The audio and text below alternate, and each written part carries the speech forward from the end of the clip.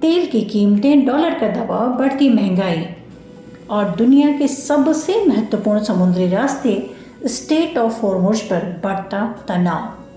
क्या दुनिया फिर उसी खतरनाक दौर की तरफ बढ़ रही है जिसने 1970 के दशक में पूरी वैश्विक अर्थव्यवस्था को हिला दिया था? सिंगापुर के प्रधानमंत्री ने चेतावनी दी है कि मौजूदा हालत 1970 जैसे ऑयल शॉक और स्टैगफ्लेशन को जन्म दे सकते हैं। 1973 में मिडिल ईस्ट युद्ध के बाद तेल उत्पादक देशों ने सप्लाई कम कर दी थी।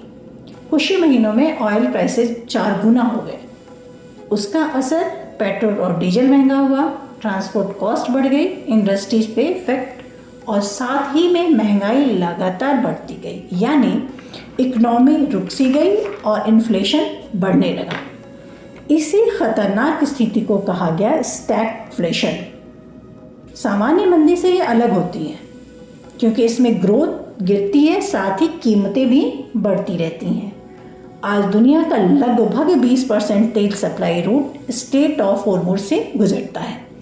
अगर यह तनाव बढ़ता रहा तो फिर से सप्लाई बंद होगी, फिर पूरी दुनिया में तेल की कीमतें बढ़ेंगी और इसका असर अब पेट्रोल तक सीमित नहीं रहेगा।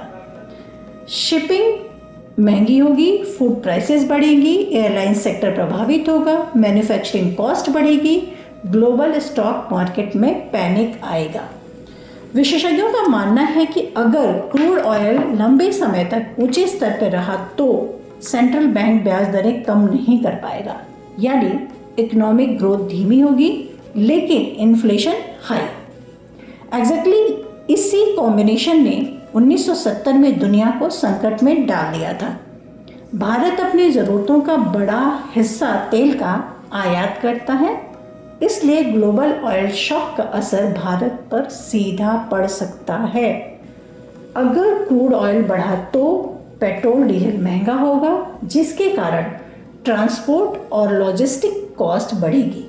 खाद्य महंगाई बढ़ सकती है, रुपए पर दबाव आएगा, शेयर बाजार में गिरावट देखने को मिलेगा।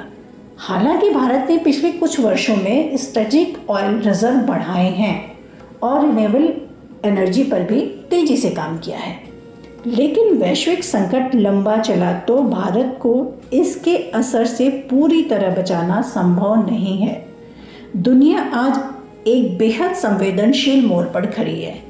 एक तरफ जियोपॉलिटिकल टेंशन है, दूसरी तरफ महंगाई है और तीसरी तरफ धीमी होती वैश्विक अर्थव्यवस्था।